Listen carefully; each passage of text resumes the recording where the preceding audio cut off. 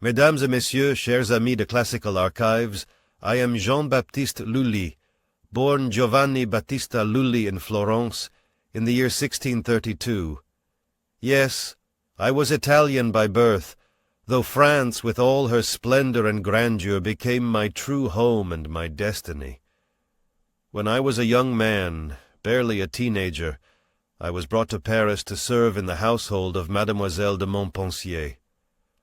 I had a quick wit, a lively spirit, and, most importantly, a violin. That instrument opened every door that mattered. It was not long before I came to the attention of King Louis XIV, the Sun King himself. He was young, radiant, and loved to dance, as did I. We became for a time partners in rhythm. I wrote music for his ballets, and he danced as Apollo, the god of the sun. That was not a metaphor, it was the truth. Louis XIV was the sun, and I composed the light that surrounded him. In 1661 I became a Frenchman by royal decree, naturalized and ennobled. I was proud to serve as Surintendant de la Musique de la Chambre du Roi, and together the king and I built a musical language that became the very sound of Versailles. My tragedies lyriques, such as Armide, Attis, and Cadmus et Hermione, blended drama, poetry, dance, and music in ways that had never before been attempted. We gave birth to a uniquely French opera, one that spoke not in the Italian tongue of my birth, but in the noble cadence of Racine, Quinault, and Corneille. I worked with many great men, Molière above all, whose wit and laughter filled the stage. Together we created Le Bourgeois Gentilhomme, that joyous marriage of theatre and music.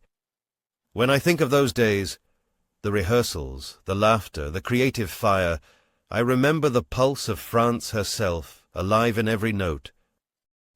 My influence reached beyond my own time. Composers like François Couperin and Jean-Philippe Rameau would later refine the language I helped to invent. Even abroad, Handel and Bach absorbed the discipline and dance of the French style, whether they admitted it or not. My life, however, ended in a moment both absurd and tragic. In 1687, while conducting my Te Deum in Paris, I struck my own foot with the heavy iron staff I used to keep time. I continued to conduct, unwilling to stop, but the wound festered, and gangrene took me.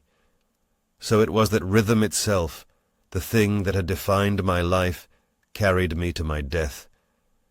Yet I think of that moment not as irony, but as completion. I lived by the beat, and I left by it.